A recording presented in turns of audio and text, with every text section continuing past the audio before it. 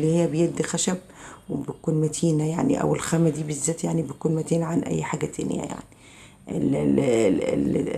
اللي هما بايديهم بلاستيك دي ما بتكونش يعني تقيلة زي دي.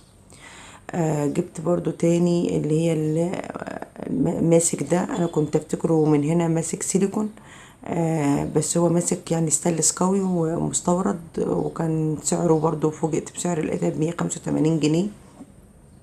كنت فاكرة ان الحرف ده سيليكون، بس لقيته ناشف كده وانا بعرض لكم اهو كده. بس هي خامتها كستانلس، خامتها نظيفة جدا جدا.